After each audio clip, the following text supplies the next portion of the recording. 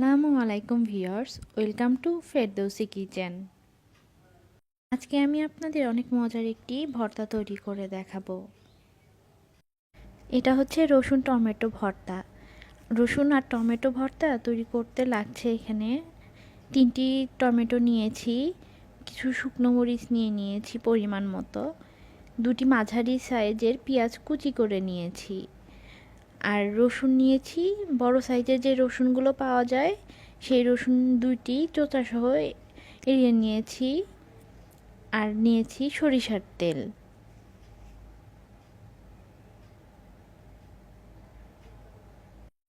চুলায় একটি তাওয়া বসিয়ে নিয়েছি। এখন আমি রসুনগুলো তার মধ্যে দিয়ে দিব আর হালকা আঁচে রসুনটা ঝলসে নিব।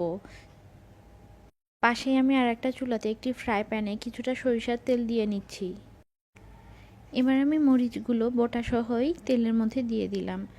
মরিচ ভাজার ক্ষেত্রে চুলার আঁচটা হালকা রেখে মরিচগুলো ভেজে নেবেন, আর বোটা সহ মরিচগুলো ভাজলে এগুলো অনেকক্ষণ ক্রিস্পি থাকে আর মরিচের মধ্যেও কোনো প্রকার তেল ঢুকে যেতে পারে না। এখন আমি মরিচগুলো ভাজা হয়ে গেছে, এগুলো তুলে নিব। এবার আমি একই তেলে পেঁয়াজগুলো হালকা একটু ভেজে নিব যাতে পেঁয়াজের গন্ধটা না থাকে।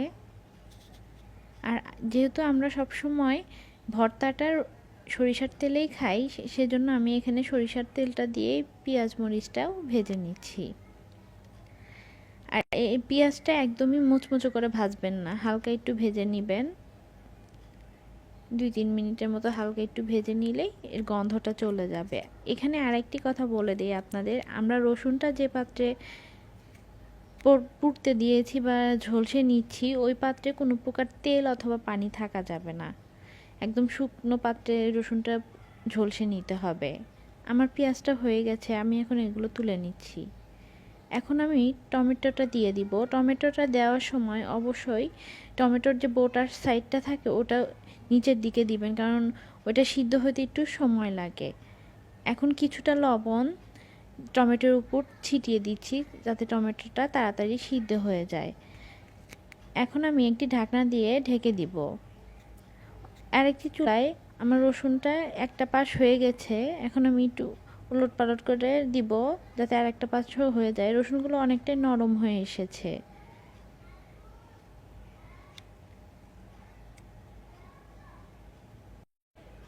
আমার রসুনটা ঝলসানো হয়ে গেছে, এখন আমি এগুলো নামিয়ে নিব। যেহেতু হাত দিয়ে ভর্তা করব এর জন্য রসুনটা একটু সফট করে নিলাম। আপনারা চাইলে পাটায় পিষেও ভর্তাটা করতে পারেন। এখন আমি একটি চুলায় আমার টমেটোগুলোও হয়ে গেছে, এখন এগুলো নামিয়ে ফেলবো। আর ঠান্ডা হলেই ভর্তার প্রসেসটা শুরু করব। আর আপনারা ভর্তা করার আগে টমেটোর উপরে যে চোচাটা আছে পুড়ে গেছে এগুলো তুলে নেবেন, না তুললে ভর্তার কালারটা একটু কালো কালো আসে, ভালো দেখা যায় না। এখন ঝালটা যে যেমন খান সেই অনুযায়ী মরিচটা দিয়ে নেবেন। এর মধ্যে কিছুটা লবণ দিব। এখন মরিচটা ভালোভাবে একটু মিশিয়ে নিব। আমি রসুনগুলো ছিলে পেঁয়াজের সাথে একটু মিক্সড করে রেখেছি। আপনারা চাইলে রসুনটা ছিলে পাটায় একটু পিষে নিতে পারেন।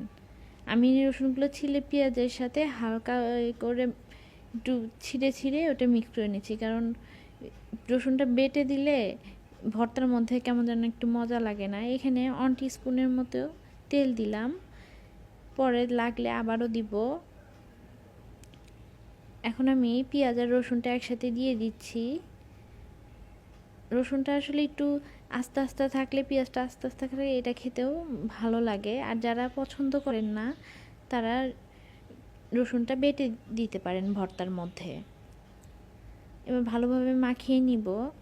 আর শেষে অবশ্যই ঝাল লবণ এগুলো চেক করে নেবেন। এখন ধনিয়া পাতা দিয়ে দিব। ধনিয়া পাতাটা যারা পছন্দ করে না তারা স্কিপ করে যেতে পারেন।